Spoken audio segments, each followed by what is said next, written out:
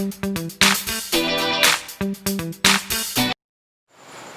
students, welcome to the channel English 360, and today we are going to read the fourth chapter from your first flight English book from class 10, and the name of the chapter is From the Diary of Anne Frank, written by Anne Frank herself. So this is a very interesting account written by a 13-year-old Jewish girl, okay, and she had started writing a diary, and she used to write almost all the incidents related to her life in her diary, which got published after her death. So firstly, before reading this chapter, I would like to tell you something about Anne Frank. So Anne Frank was a Jewish girl, and she was born in Germany, in Frankfurt. But as you know that Hitler owned a party which was called Nazi Party, and they were quite prejudiced against Jewish, and they had started killing them on a mass scale, which was called Holocaust. And similarly, when Hitler's Nazi Party came to the power, then Anne Frank's family, that Jewish family, moved to Netherlands, okay, in Amsterdam, you can say. And after that, those people also got access to the Netherlands, and they started sending Jewish people to concentration camps for mass killing. So the family of the family of Anne Frank went into hiding, and they remained in concentration camp for a couple of years. And there, on her 13th birthday, she got a diary as a birthday present from her father, Anne Frank, and she had started writing in her diary. So during those couple of years, what she wrote in diary, that diary became quite popular after her death, and this became a bestseller because in this diary we can find very interesting and creative thoughts of a 13-year-old girl. So we will start reading this chapter now.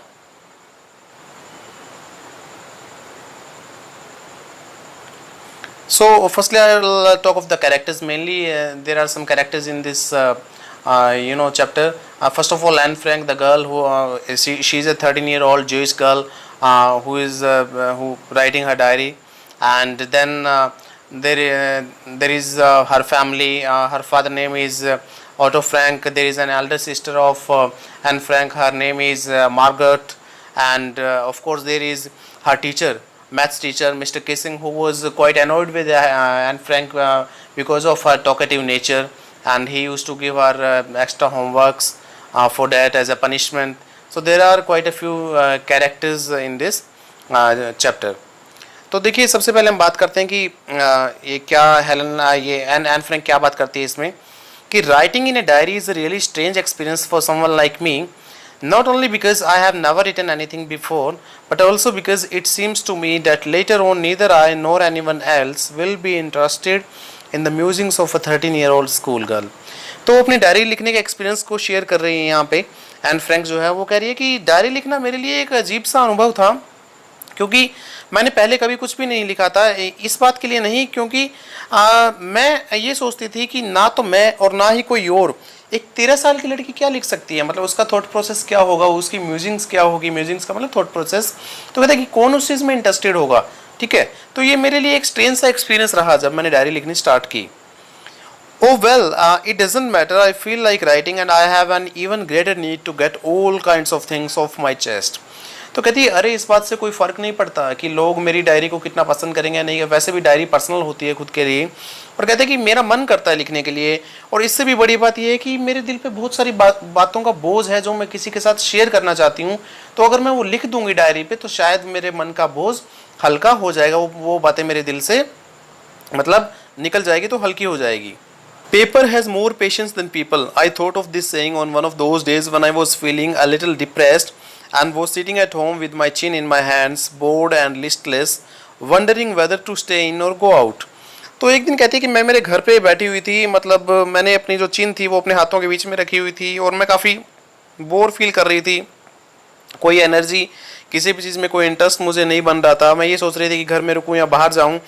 तभी अचानक से मेरे मन में एक ख्याल आया कि जो पेपर है उसमें लोगों से ज़्यादा पेशेंस होता है.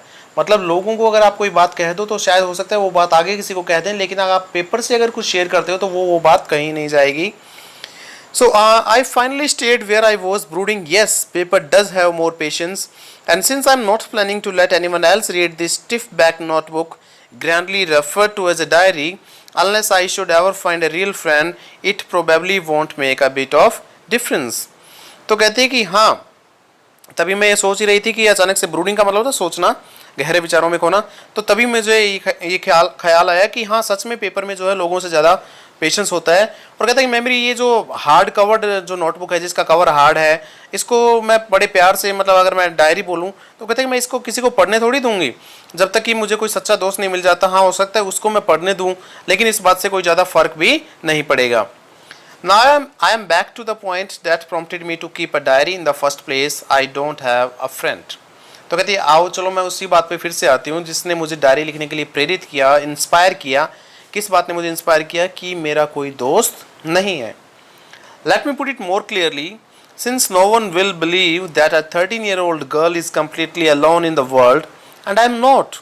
I have loving parents and a 16-year-old sister, and there are about 30 people I can call friends. I have a family, loving aunts and a good home. तो यदि चलो मैं बात को और स्पष्ट तरीके से कहती हूँ, क्योंकि कोई मेरी इस बात पर विश्वास नहीं करेगा कि एक 13 साल की लड़की दुनिया में बिल्कुल अकेली है, और मैं हूँ भी नहीं अकेली। मेरे लविंग पेरेंट्स हैं जो मुझे प्यार करते हैं, मेरी एक 16-year-old सिस्टर है, और लगभग 30 के करीब ऐसे लोग हैं जिन्हें मैं दोस्त बोल सकती हूँ। मेरा एक परिवार है, प्यार करने वाली चाचियाँ हैं, और इसके अलावा जो है एक अच्छा घर है। No, on the surface I seem to have everything except my one true friend. तो कहती है कि देखिए बाहर से दिखने पे मुझे आप लोगों को ऐसा लगेगा कि मेरे पास सब कुछ है, लेकिन मेरे पास एक सच्चे दोस्त की कमी है। I don't have any true friend. All I think about when I'm with friends is having a good time. I cannot bring myself to talk about anything but ordinary everyday things. तो कहती है जब मैं मेरे दोस्तों के साथ होती हूँ तो अच्छा टाइम बीतता है मेरा, लेकिन पता नहीं क्यों मुझसे जो है मतलब ऑर्डिनरी जो आम दिनचर्या की बातें होती है उनके अलावा मैं कोई और बातें उनसे नहीं कर पाती। ठीक है, we don't seem to be able to get any closer and that is the problem. और समस्या कहाँ है, प्रॉब्लम कहाँ है कि हम लोग ना ज़्यादा क्लोज बातें शेयर नहीं कर पाते, मतलब सीक्रेट्स एक दूसरे से शेयर नहीं कर पाते। Maybe it is my fault that we do not confide in each other. In any case, that's just how things are, and unfortunately, they are not liable to change. This is why I have started the diary.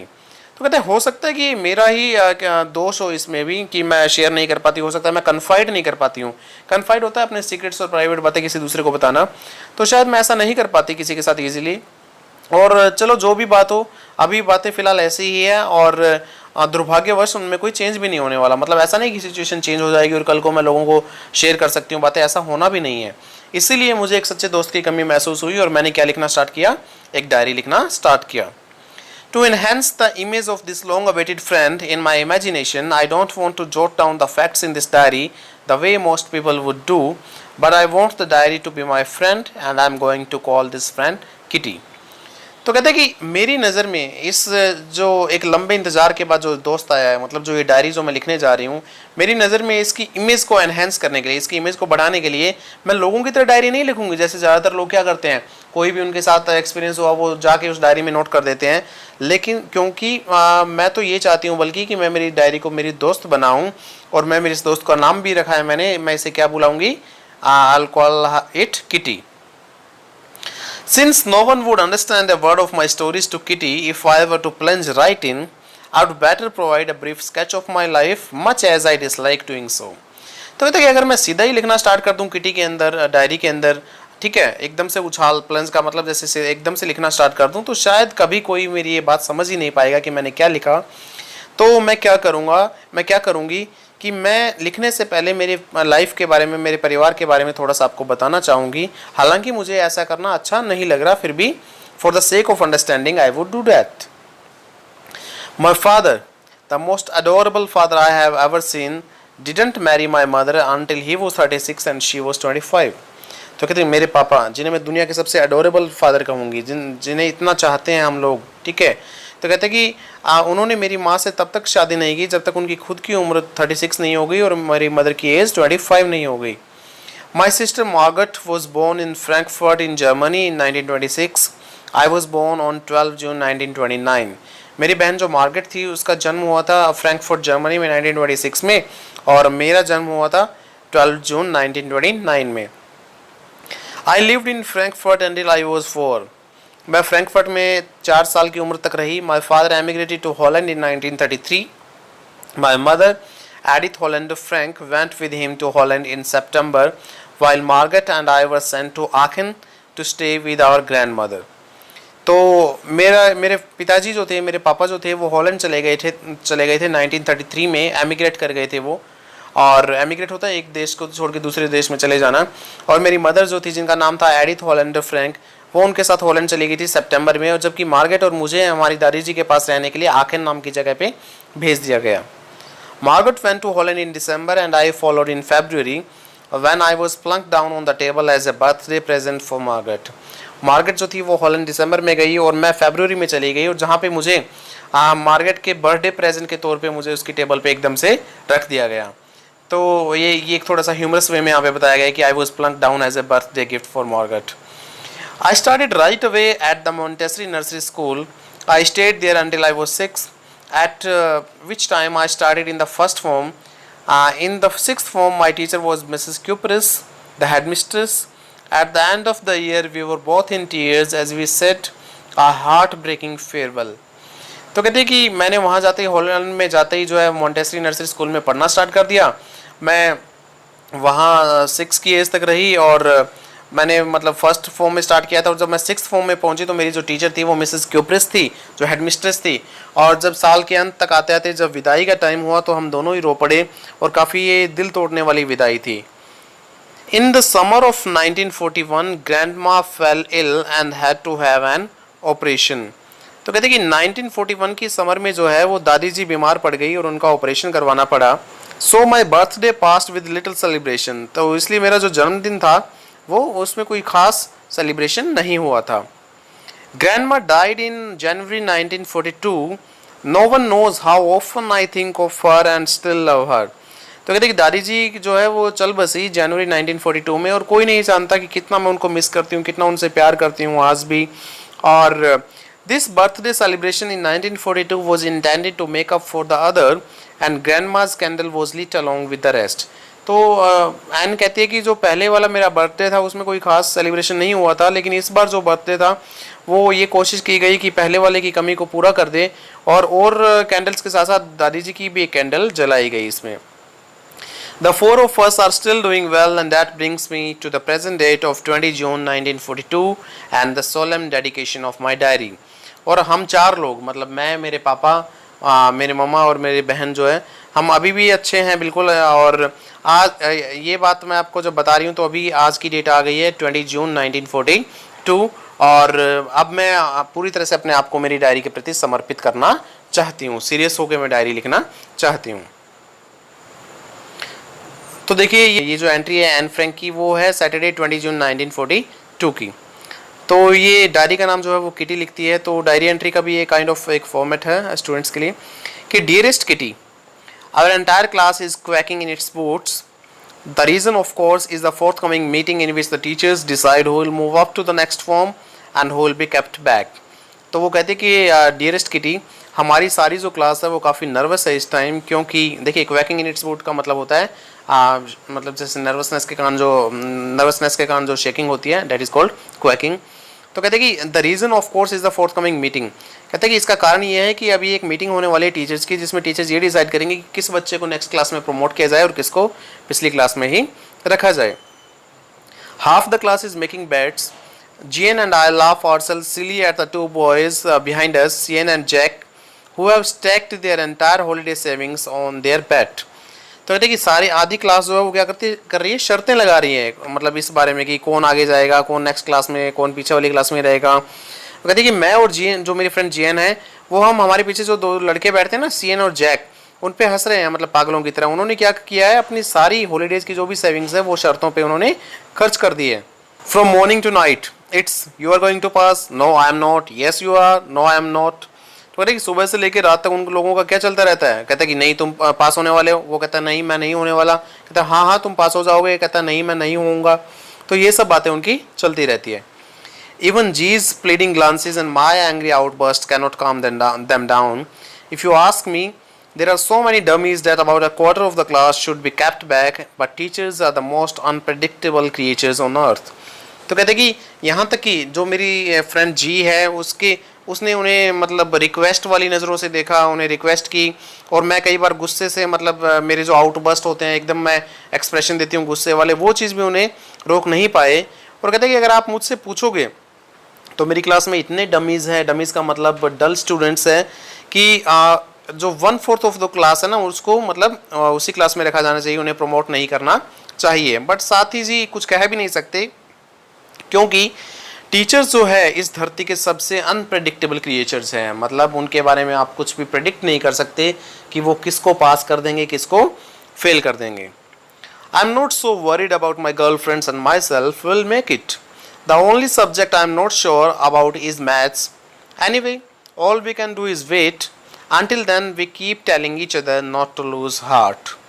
तो कहते हैं कि मैं मेरी जो friends हैं उनको लेके और मेरे बारे में इतनी वरीड नहीं हूँ, हम तो विल मेक इट, हम पास हो जाएंगे जैसे तैसे। एक सब्जेक्ट जिसके बारे में थोड़ी चिंता है वो है मैथ्स है, but still we can wait. अभी तो हम वेट ही कर सकते हैं, और तब तक हम एक दूसरे को हौसला देते रहते हैं, एक दूसरे को हौसला अफजाई या हिम्मत बढ़ाते रहते हैं। I get along pretty well with all my teachers, there are 9 of them, 7 men and 2 women। तो कहते हैं कि मेरे सभी टीचर से अच्छी बनती है। एन फ्रैंक कहती है वो लोग 9 हैं, जिनमें 7 तो मैन है और 2 वीमेन हैं। Mister Keesing the old fogey who teaches maths was annoyed with me for ages because I talk so much. तो एन कहती है बाकी तो सभी टीचर से अच्छी बनती है, लेकिन जो हमारे बूढ़े टीचर है ना, मतलब थोड़े ट्रेडिशनल ऑर्थोडॉक्स थिंकिंग है जिनका नाम मिस्टर केसिंग है, जो मैथ्स पढ़ाते हैं, वो मुझसे ऐसा लगता है एक ज़माने से मुझसे खफा थे, नाराज़ थे, क्योंकि शायद मैं क्लास में बहुत ज़्यादा बातें किया करती थी। After several warnings, he assigned me extra homework, an essay on the subject, a chatterbox. A chatterbox? What can you write about that? I'd worry about that later, I decided. I jotted down the title in my notebook, tucked it in my bag, and tried to keep quiet. तो कहते कि उन्होंने मुझे काफ़ी warnings दी थी mister casing ने कि तुम क्लास में इतना शोर मत करो, लेकिन फिर जब मैं नहीं मानी तो उन्होंने मुझे एक्स्ट्रा होमवर्क के तौर पे पनिशमेंट दे दी। उन्होंने मुझे कहा कि तुम्हें एक सब्जेक्ट पे कैसे लिखना है, और सब्जेक्ट होगा ए चैटर बॉक्स। तो देखिए काफ़ी फ़नी सब्जेक्ट था ये। चैटर बॉक्स का मतलब होता है someone who talks a lot. तो मैंने सोचा कि यार चैटर बॉक्स पे मैं क्या लिख सकती हूँ। फिर मैंने सोचा इस बात की चिंता बाद में करेंगे। मैंने टॉपिक अपनी जो है टाइटल अपनी नोटबुक में लिखा, उसे अपने बैग में डाल लिया और शांत रहने की, चुप रहने की कोशिश की। That evening, after I had finished the rest of my homework, the note about the essay caught my eye। और उस शाम जब मैंने अपना होमवर्क कर लिया था तो मेरी नज़र उस नोट पे पड़ी कि मुझे एक ऐसे भी लिखना था। I began thinking about the subject while chewing the tip of my fountain pen। तो मैंने क्या किया, फाउंटेन पेन की जो टिप है उसको चबाते हुए, मतलब स्टूडेंट्स अक्सर ऐसा करते हैं, सोचने लग जाते हैं। तो मैंने क्या किया, उस टॉपिक के बारे में, उस सब्जेक्ट के बारे में सोचना स्टार्ट किया। Anyone could ramble on and leave big spaces between the words, but the trick was to come up with convincing arguments to prove the necessity of talking। तो कोई भी क्या कर सकता था, कोई भी रैम्बल ऑन कर सकता था। रैम्बल ऑन का मतलब होता है लिखना कुछ ऐसे तरीके से, मतलब जैसे फॉर्मेलिटी के लिए कि आप कुछ भी करके आपको होमवर्क हैंड इन करना है टीचर को। तो कहते हैं बड़े बड़े स्पेसेस छोड़ के वर्ड्स के बीच में कोई भी ऐसे कुछ भी लिख सकता था। मतलब आप कह सकते हो कि एमलेस राइटिंग और speaking, that is called rambling on. तो कहता है कि लेकिन मेरे मन में क्या था कि मुझे कुछ ऐसा लिखना है, मुझे ये प्रूव करना है, नेसेसिटी ऑफ टॉकिंग को प्रूव करना है कन्विंसिंग आर्ग्यूमेंट्स के साथ, कि टीचर खुद मानने पे मजबूर हो जाए कि बात करना कितना ज़रूरी है। I thought and suddenly I had an idea। I wrote the 3 pages Mr. Kissing had assigned me and was satisfied। I argued that talking is a student's trait and that I would do my best to keep it under control। तो मैंने 3 pages लिखे जो mister Keesing ने मुझे assign किए थे, और मैं काफ़ी सेटिस्फाइड हुई वो लिख के। और मैंने क्या आर्ग्यूमेंट दिए कि जो बात करना है एक स्टूडेंट का ट्रेट है, उसकी एक विशेषता है, और मैं पूरी कोशिश करूँगी कि मैं इसे कंट्रोल में रखूँ। But that I would never be able to cure myself of the habit since my mother talks as much as I did if not more, and that there is not much you can do about inherited traits. तो कहते लेकिन मैं पूरी तरीके से अपने आप को इस हैबिट से छुटकारा नहीं दिलवा पाऊंगी, क्योंकि जितना मैं बोलती हूँ कम से कम उतना तो मेरी मम्मा भी बोलती थी, अगर ज़्यादा नहीं तो। और कहता है कि जो इनहेरिटेड ट्रेट्स होते हैं, जो आपको अपने पेरेंट्स से जो कुछ बातें मिलती हैं, मतलब इनहेरिट करते हो जो चीज़ें आप, जो ट्रेड्स, उनके बारे में आप कुछ नहीं कर सकते चाह कर भी.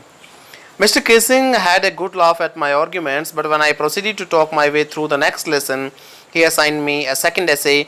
This time it was supposed to be on an incorrigible chatterbox. Mister casing जो है वो मेरे आर्ग्यूमेंट्स पे काफ़ी हंसे, लेकिन उसके बाद भी जब मैं अपने लेसन के दौरान बातें करने लगी तो उन्होंने मुझे एक सेकंड ऐसे असाइन कर दिया, और इस बार जो टॉपिक था वो था एन इनकॉरिजिबल चैटरबॉक्स, जिसका मतलब ना सुधरने वाली बातूनी. I handed it in and Mr. Kissing had nothing to complain about for 2 whole lessons. मैंने ये भी सबमिट कर दिया और अगले 2 लेसन तक मिस्टर केसिंग ने कोई कंप्लेन नहीं की. However, during the 3rd lesson, he had finally had enough, and Frank, as punishment for talking in class, wrote an essay entitled "Quack Quack Quack," said Mistress Chatterbox. तो उसके बाद जो है उन्होंने क्या किया, 3rd लेसन में उन्होंने कहा कि enough is enough and Frank, अब तुम्हें बोलने के लिए फिर से एक पनिशमेंट मिलती है क्लास में बोलने के लिए. तुम्हें एक ऐसा लिखना होगा जिसका टाइटल होगा quack quack quack sad mistress chatterbox. तो क्वैक क्वैक जो होते हैं वो डकलिंग्स वगैरह करते हैं ना, वो स्वॉन एंड डक वगैरह. तो उस तरह से एक मजाक बनाने की कोशिश की टीचर ने कि तुम इस टॉपिक पे ऐसे लिखोगी. The class roared. I had to laugh too, though I had nearly exhausted my ingenuity on the topic of chatterboxes. तो क्लास वो दहाड़ के ठहाके लगा के हंसने लगी और मुझे भी हंसना पड़ा. हालांकि मेरी इस टॉपिक के ऊपर, चैटरबॉक्सेस का जो टॉपिक था उसके ऊपर मेरी जो इंजेन्युटी थी, जो स्किल थी, मतलब जितना मैं लिख सकती थी, सोच सकती थी, वो खत्म हो चुकी थी, क्योंकि ऑलरेडी मैं 2 एसेस लिख चुकी थी और क्या एक टॉपिक में पर मैं लिख सकती थी. It was time to come up with something else, something original. My friend San, who was good at poetry, offered to help me write the essay from beginning to end in verse, and I jumped for joy. तो कहते कि अब ये समय ऐसा था कि कुछ ओरिजिनल लिखना था, कुछ ऐसा लिखना था जो कुछ हटके हो, कुछ अलग हो. मेरी फ्रेंड थी एक सैन, जो पोइट्री में काफ़ी अच्छी थी, उसने मेरी मदद की और उसने पूरा ऐसे एक वर्स फॉर्म में, एक पोएम के फॉर्म में मुझे लिखवा दिया और मैं काफ़ी खुश हुई उस बात से. Mr. Kissing was trying to play a joke on me with this ridiculous subject, but I would make sure the joke was on him. Mister casing ऐसा रिडिकुलस सा सब्जेक्ट देके, ऐसा मजाकिया सा, ऐसा बकवास सा सब्जेक्ट देके मुझ पे मजाक करना चाह रहे थे, लेकिन मैंने क्या किया, मैंने जो है पासा पलट दिया. अब मजाक उन पे मैं बनाना चाह रही थी. I finished my poem and it was beautiful. It was about a mother duck and a father swan with 3 baby ducklings who were beaten to death by the father because they quacked too much. तो मैंने क्या किया, मैंने इसको poem को finish किया और ये बहुत ही सुंदर बनी. एक मदर डक और एक फादर स्वॉन के बारे में थी, जिनके 3 बच्चे थे, और कहते कि उस फादर ने उन बच्चों को पीट पीट के इसलिए मार दिया क्योंकि वो बहुत ज़्यादा आवाज़ें करते थे, बोलते थे. Luckily mister casing took the joke the right way. लेकिन किस्मत से अच्छा हुआ कि मिस्टर केसिंग ने उस जोक को राइट वे में, सही तरीके से समझा, मतलब अपने ऊपर कोई ज़्यादा नेगेटिव कॉमेंट उन्होंने नहीं समझा इसे. He read the poem to the class, adding his own comments and to several other classes as well. उन्होंने इस पोएम को क्लास में सुनाया, अपने कुछ कमेंट्स ऐड किए और कुछ क्लासेस में भी सुनाया. Since then I've been allowed to talk and haven't been assigned any extra homework. उसके बाद मुझे बात करने की भी परमिशन मिल गई और मुझे कोई और होमवर्क भी असाइन नहीं हुआ. On the contrary, Mr. Kissing is always making jokes these days. बल्कि इसके विपरीत हो रहा है कि मिस्टर केसिंग आजकल मजाक करते रहते हैं क्लास में, उनका नेचर चेंज हो गया है. Yours Anne, तुम्हारी N. So this chapter is an extract from the diary of a young girl. This is a complete novel written by that girl. So all her, you can say, diary entries have been compiled in a novel, and the name of the novel is The Diary of a Young Girl, which was published because of the efforts of her father, who survived in that Holocaust, in that mass killing, and this extract has been taken from that popular novel. So you can read that novel if you want to, and I hope that you have understood this chapter. So thank you.